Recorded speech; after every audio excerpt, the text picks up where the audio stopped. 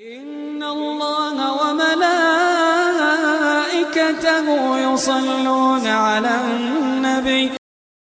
بسم اللہ الرحمن الرحیم۔ السلام علیکم ورحمۃ اللہ وبرکاتہ۔ ناظرین، آج پارہ نمبر 21 کا خلاصہ پیش خدمت ہے۔ سورۃ العنکبوت کا حصہ ابتدا میں موجود ہے، اور یہ سورۃ العنکبوت کی آیت نمبر 45 ہے، جس سے یہ جو ہے پارہ شروع ہوتا ہے۔ اس میں کتاب اللہ کی تلاوت کا حکم اور نماز کی پابندی کا حکم دیا گیا ہے، اور نماز کا یہ فائدہ بتایا گیا ہے کہ یہ بے حیائی اور بری باتوں سے روکتی ہے۔ اب نماز میں حقیقت موجود ہے کہ وہ ایسا کرتی ہے کہ بے حیائی اور بری باتوں سے، شریعت کے خلاف تمام باتوں سے روکتی ہے، اور پورے دین پر انسان کو لاتی ہے اور دین کی پٹری پر چڑھاتی ہے۔ اس لیے کہ نماز میں اخلاص ہوتی ہے، خشیت اور اللہ کا خوف اور اللہ کا ذکر ہوتا ہے قرآن کریم کی صورت میں اور دوسرے کلمات کی صورت میں۔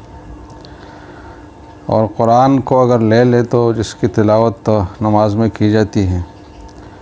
تو اس میں تو ہر حکم دیا گیا ہے، اور خاص کر منکرات سے اور گناہوں سے بچنے کا حکم۔ تو نماز بار بار پڑھنے سے اور ان 3 صفات کے ساتھ پڑھنے سے کہ جس میں اخلاص بھی ہو، اللہ کا خوف اور خشیت بھی اور محبت بھی ہو، اور ساتھ اللہ کا ذکر بھی ہو، تو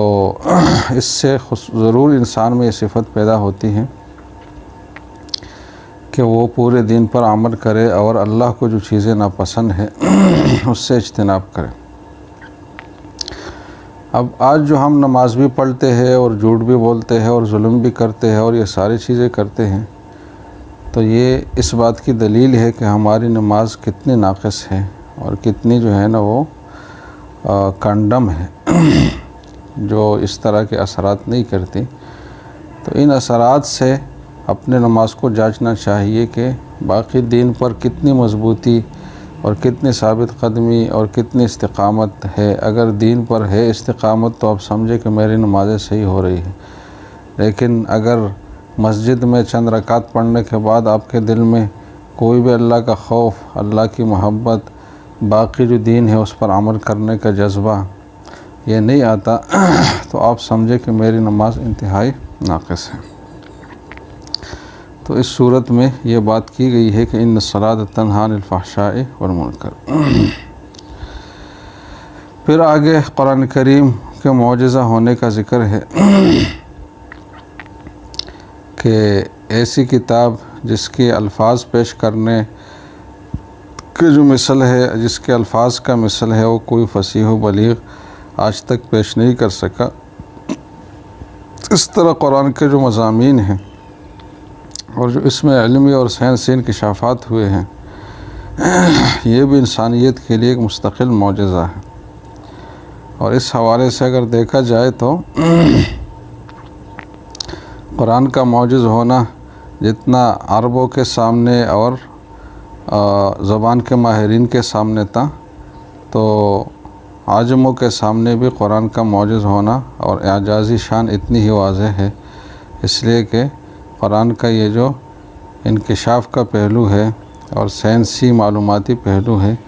یہ تو تمام انسانوں کے لیے ہے کہ تمام انسان ان چیزوں کو سمجھ سکتے ہیں، اور اگر چاہے تو مقابلہ کے لیے اپنے آپ کو پیش کر سکتے ہیں، لیکن ایسا نہیں ہوا اور نہ ہو سکتا ہے، ناممکن ہے، اس لیے کہ قرآن نے جس طرح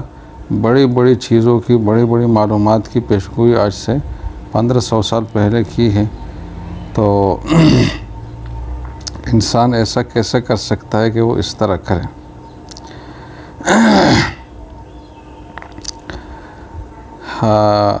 تو یہ اس میں قرآن کا جو علمی اعجاز ہے اور سائنسی اعجاز ہے، اس کے حوالے سے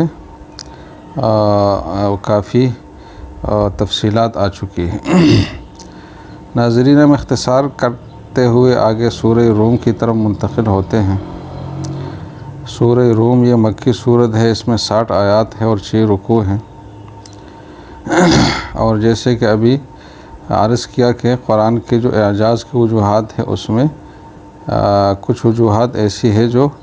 علمی اور سائنسی نوعیت کی ہیں، تو یہ ایک مستقل وجہ اعجاز ہے قرآن کا کہ قرآن نے کچھ پیشگوئیاں کی تھی اور کی ہے جو آئندہ پوری ہوں گی۔ تو جو پیشگوئیاں کی ہے اور پوری ہوئی ہے وہ اس کی صداقت کی دلیل ہے، اور آئندہ بھی انشاءاللہ پیشگوئیاں جو بھی ہے وہ پوری ہوں گی۔ تو اس صورت میں ایک بہت بڑی پیشگوئی کا ذکر ہے جس میں روم اور فارس کے حوالے سے ہے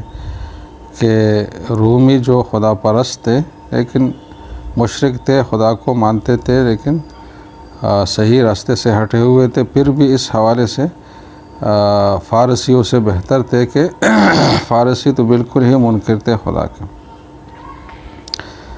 تو رومی جو خدا پرست تھے وہ مغلوب تھے فارسیوں سے، اور قرآن نے یہ پیشگوئی کی کہ یہ رومی غالب آئیں گے۔ تو اس رومیوں کے غالب آنے کی پیشگوئی ایسی بات تھی کہ جس کا کوئی دور دور تک ان حالات میں امکان نہیں تھا کہ ایسا ہوگا، لیکن ٹھیک 9 سال بعد قرآن کی عظیم پیشگوئی جو ہے وہ پوری ہوئی، اور رومیوں نے ایرانیوں کے جاہ و جلال کو ختم کیا اور سلطنت ایران کے بالکل بیچ میں اپنا جھنڈا گاڑ لیا۔ تو یہ قرآن کی حقانیت کی دلیل، اس کی وجہ سے بہت سارے لوگ مسلمان بھی ہوئے، لیکن جو ضدی اور عنادی لوگ تھے تو وہ اپنے ضد پر اڑے رہے۔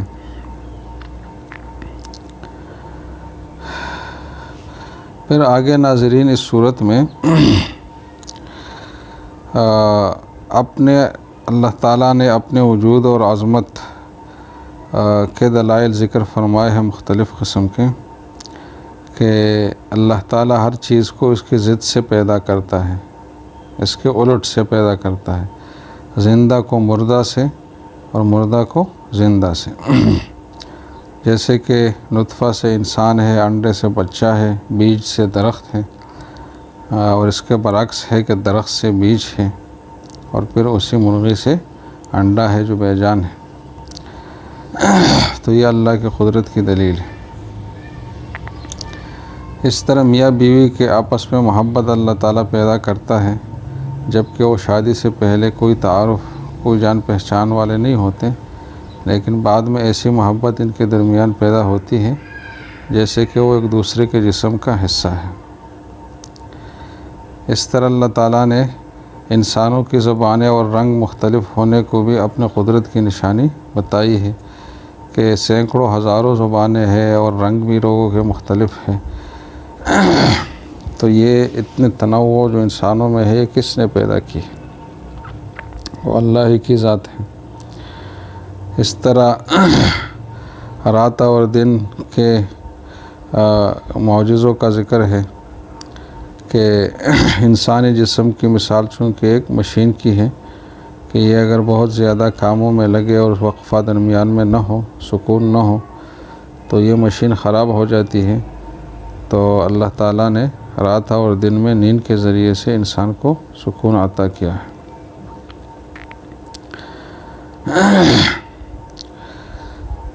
اس طرح اس صورت میں متعدد ایسے تکوینی دلائل اور مشاہد کا بھی ذکر ہے جو اللہ کی قدرت کی گواہی دیتے ہیں۔ اس لیے آخر میں فرماتے ہیں کہ اور ہم نے لوگوں کو سمجھانے کے لیے اس قرآن میں ہر طرح کی مثال بیان کر دی ہے، اور مطلب یہ کہ لوگوں کو سمجھانے کے لیے جو بھی بات چاہیے ہوتی ہے، خواہ وہ حسی واضح نظر آنے والی بات ہو یا علمی نوعیت کی بات ہو یا ماضی اور تاریخ کا حوالہ دینے کی بات ہو، ان تمام طریقوں سے ہم نے انسانوں کو سمجھایا ہے اور ان کو سمجھانے کا حق ادا کیا ہے۔ لیکن کافر لوگ ان جیسے واضح انداز کے سامنے بھی یہی جواب دیتے ہیں کہ تم جھوٹے ہو، یعنی جھوٹ ہونے کا تہمت لگاتے ہیں۔ تو ان کا تو پھر کوئی حل اور علاج نہیں ہے۔ آگے سورہ لقمان شروع ہوتی ہے، اس میں بہت سارے اہم مضامین کے ساتھ اس میں حضرت لقمان کا تذکرہ ہے، جو کہ پیغمبر تو نہیں تھے لیکن بہت نیک انسان اور بہت عقل مند انسان تھے۔ تو انہوں نے اپنے بیٹے کو کچھ قیمتی نصیحتیں کی، تو ان نصیحتوں کا ذکر ہے اس صورت میں، اور یہ جو نصیحتیں ہیں یہ عقیدہ سے بھی متعلق ہے، عبادت سے بھی متعلق ہے، اور چال چلن اور اخلاق سے بھی متعلق ہے۔ پہلی وصیت یہ کی کہ اللہ تعالیٰ کے ساتھ شرک نہ کرنا، کیونکہ شرک بہت بڑا ظلم ہے اور اس کا انجام تباہ کن ہے۔ اور اس کے بعد پھر والدین کے ساتھ اللہ تعالیٰ نے حسن سلوک کا حکم دیا ہے۔ دوسری وصیت آخرت کے بارے میں ہے کہ اللہ کے علم سے کوئی چیز چھپی ہوئی نہیں ہے، گناہ خواہ چھوٹا ہی کیوں نہ ہو اور کتنی ہی پوشیدہ اور خفیہ جگہ پر ہی کیوں نہ ہو، اللہ تعالیٰ اسے قیامت کے دن لائے گا۔ تیسری وصیت اللہ کی طرف توجہ کے بارے میں ہے کہ اللہ کی طرف توجہ کی کئی صورتیں بیان کی گئی ہے کہ نماز کو کامل طریقے سے ادا کرو، لوگوں کو ہر خیر کی دعوت دو اور ہر خیر سے منع کرو، اور مصائب اور ابتلا پر صبر کرو۔ پھر چوتھی وصیت میں اپنے بیٹے کو تکبر اور فخر سے منع کیا ہے، اور پانچویں وصیت میں اپنے بیٹے کو اونچے اور اچھے اخلاق کی طرف راغب کیا ہے اور ان کو اپنانے کی دعوت دی ہے کہ چال جو ہے زمین پر چلنے کی چال یہ ایسے انداز کے رکھو جس سے نہ تکبر جھلکے اور نہ کوئی اور منفی بات اس سے آئے، اس طرح بولتے وقت اپنی آواز نیچی رکھو۔ تو اور اہم مضامین کے ساتھ یہ حضرت لقمان کے نصائح اس صورت میں بیان ہوئے ہیں، اور مشرکین کی تردید ہے کہ وہ توحید کا دلائل دیکھنے کے بعد بھی شرک پر اصرار کر رہے ہیں۔ حالانکہ اگر ان سے پوچھا جائے کہ زمین اور آسمانوں کو کس نے پیدا کیا ہے تو وہ بھی اللہ کے خالق ہونے کا اقرار کرتے ہیں، لیکن اس کے باوجود وہ دوسری باتیں بھی شرک بھی کرتے ہیں۔ پھر سورت کے اختتام پر بتایا گیا ہے کہ 5 چیزوں کا علم جو ہے یہ صرف اللہ کے پاس ہے، کسی اور کے پاس یہ علم نہیں ہے۔ ایک یہ ہے کہ قیامت کب آئے گی، تو یہ صرف اللہ کو معلوم ہے، اور یہ کہ بارش جو ہے وہ کہاں اور کتنی برسے گی یہ بھی اللہ ہی کو معلوم ہے۔ آج کل جو پیشگوئیاں ہوتی ہے وہ غلط بھی ثابت ہوتی ہے، اور پھر اس میں پوری معلومات بھی بارش کی نہیں ہوتی۔ اللہ کے علم میں جو وسعت ہے وہ ان پیشگوئیوں میں بالکل بھی نہیں ہے، اور یہ پیشگوئی علم غیب کے زمرے میں آتی بھی نہیں ہے، اس لیے کہ یہ وہ اسباب جو اللہ تعالیٰ ہی نے پیدا کیے ہیں اور وہ علامات جو اللہ تعالیٰ ہی نے پیدا کیے ہیں ان کو بروئے کار لاتے ہوئے، جیسے کہ ہوا کی نمی ہے اور درجہ حرارت وغیرہ، تو ان فارمولوں کو جو اللہ ہی کی پیدا کرتا ہے لیکن انسان نے ان کا علم حاصل کیا ہے تو ان کو استعمال کرتے ہوئے پیشگوئی کی جاتی ہے۔ تو یہ اسباب کے درجے کا علم ہے، جیسے کہ ڈاکٹر کسی کو ترمامیٹر لگاتا ہے تو بخار کا علم ہوتا ہے، تو یہ نہیں کہا جا سکتا کہ ڈاکٹر کو علم غیب ہے۔ تو اس طریقے سے آلات کے ذریعے سے بارش کا اور امکانات کا علم یہ بھی علم غیب نہیں ہے، لیکن اس کے باوجود حقیقی اور حتمی علم اس سے حاصل ہو بھی نہیں سکتی، اس لیے ہم بہت مرتبہ دیکھتے ہیں کہ بارش کی پیشگوئی ہوتی ہے لیکن بعد میں کچھ بھی نہیں ہوتا۔ اس طرح یہ ہے کہ ماں کے پیٹ میں بچہ کن صفات کا حامل ہے۔ یہاں بھی لوگ اشکال کرتے ہیں کہ آج کل الٹرا ساؤنڈ سے پتہ چلتا ہے کہ نر ہے یا مادہ ہے، تو بھائی ایک تو وہ کوئی قطعی چیز ہے بھی نہیں، اگر ہے بھی تو قرآن کا جو لفظ ہے وہ یہ ہے کہ وَيَعْلَمُ مَا فِي الْأَرْحَامِ، کہ اللہ تعالیٰ اس بات کو جانتا ہے کہ بچے کی کیا کیا صفات ہے، یعنی وہ مذکر ہے مؤنث ہے، تو پھر جو بھی ہے تو اس کی عمر کیا ہے، وہ نیک بخت ہے بدبخت ہے، وہ دنیا میں آ کر کیا کرے گا، اور تمام جو اس کے متعلق چیزیں ہیں وہ اللہ کے علم میں ہے۔ تو ظاہر ہے کہ یہ کسی اور کے علم میں تو نہیں ہے اور نہ کسی ذریعے سے اس تک رسائی ہو سکتی ہے۔ اس طرح یہ بات کہ انسان کل کیا کرے گا یہ اللہ کو معلوم ہے، اور یہ کہ موت کب اور کس جگہ آئے گی، تو یہ 5 چیزیں ہیں جس کو رسول اللہ صلی اللہ علیہ وسلم نے غیب کی چابیاں قرار دی ہے۔ آگے سورہ سجدہ ہے جس کی ابتدا میں قرآن کی حقانیت اور اس کے اوپر دلائل بیان ہوئے ہیں، اور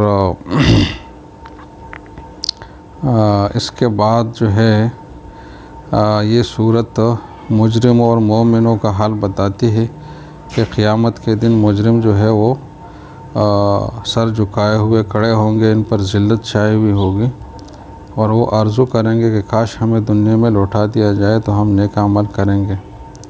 اور دوسری طرف مومنین کے بارے میں بتایا گیا ہے کہ وہ اللہ کے سامنے دنیا میں جھکے رہتے ہیں اور راتوں کو بستر سے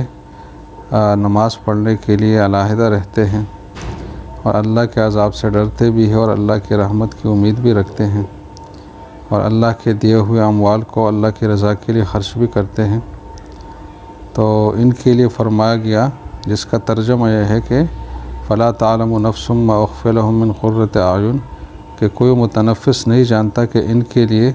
آخرت میں آنکھوں کی کیسی ٹھنڈک چھپا کر رکھی گئی ہے ایسے لوگوں کے لیے، یہ ان کا اعمال کا صلہ ہے جو وہ کرتے آئے تھے اب تک۔ پھر سورہ کے اختتام پر حضرت موسیٰ علیہ السلام کو تورات دیے جانے کا ذکر ہے، اور اس بات پر تنبیہ ہے کہ رسول اللہ صلی اللہ علیہ وسلم کی رسالت اور حضرت موسیٰ کی رسالت میں بہت ساری وجوہات سے مشابہت پائی جاتی ہے۔ آگے سورۃ الاحزاب ہے جس کے اہم مضامین میں سے ایک کا یہ ہے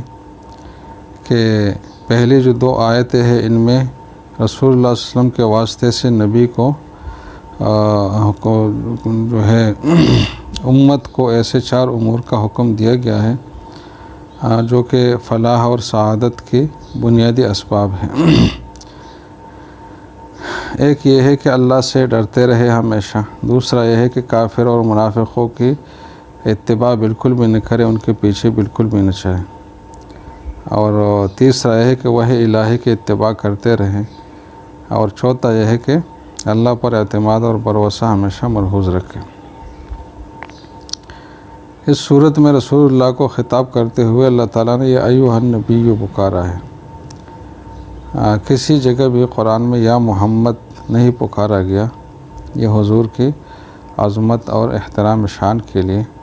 جبکہ دوسرے انبیاء کو اپنے ناموں کے ساتھ یا عیسیٰ یا زکریا اور یا آدم وغیرہ کہا گیا ہے، لیکن یا محمد نہیں کہا گیا۔ اس طریقے سے اس صورت میں جاہلیت کے زمانے کے بعض بنیادی خراب عقیدتوں اور بنیادی کچھ عادات کی تردید کی گئی ہیں جو عقلی اعتبار سے بھی باطل تھی اور شرعی اعتبار سے بھی قبیح تھی۔ تو ایسے جاہلانہ خیالات اور تصورات جو اس وقت میں لوگوں میں رائج تھی ان کی تردید کی گئی۔ مثلاً بعض لوگوں کا خیال تھا کہ بعض جو بہادر لوگ ہوتے ہیں تو ان کے سینے میں 2 دل ہوتے ہیں، تو اس خیال کا رد فرمایا کہ اس طرح اللہ نے کسی بھی انسان کے لیے نہیں کیا کہ اس کے پہلو میں 2 دل بنایا ہو۔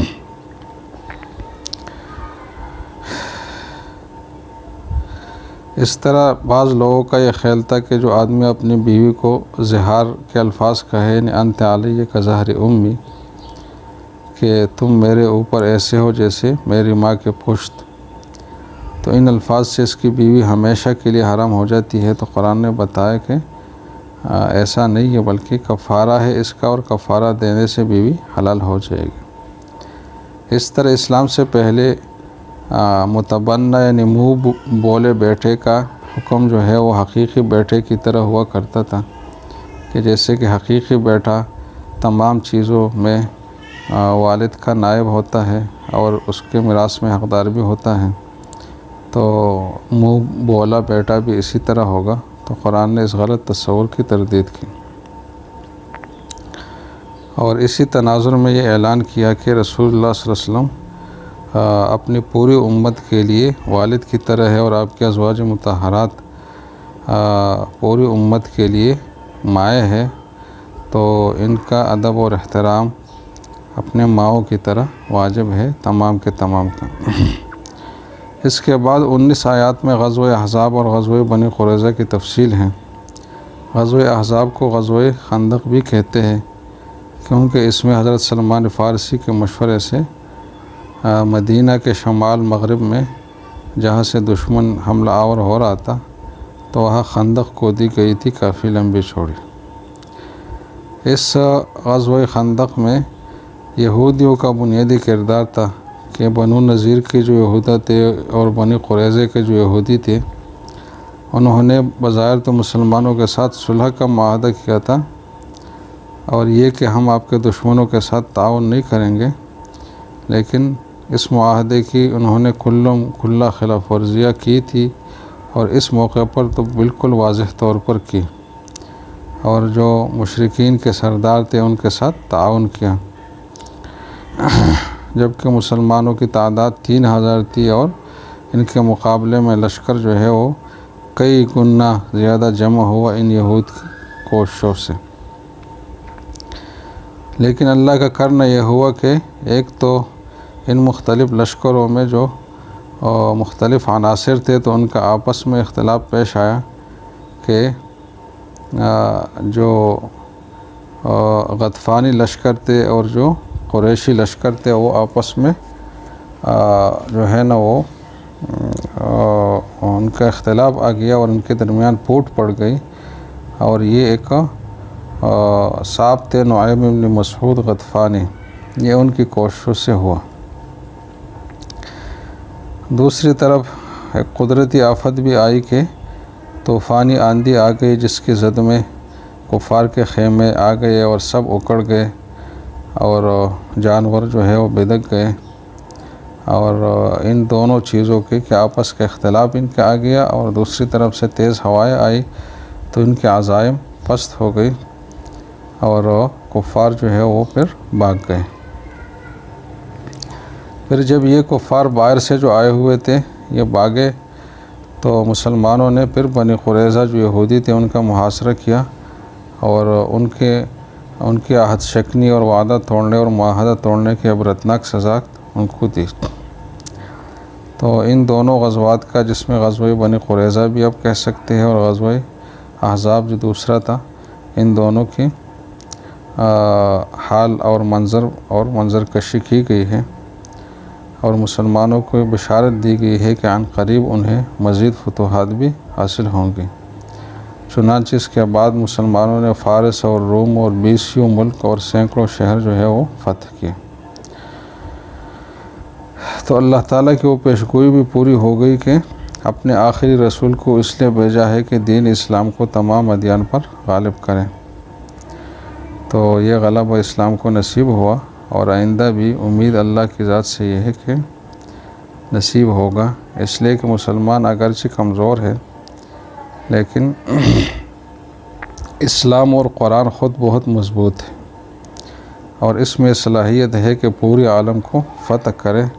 اور اپنا سکہ اور غلبہ جمائے پورے عالم پر۔ تو اللہ تعالیٰ ایسا ہی دن ہمیں دکھائے ہمارے زندگی میں، اور اللہ تعالیٰ ہم کو دین پر ثابت اور مستقیم رکھے۔ السلام علیکم ورحمۃ اللہ وبرکاتہ۔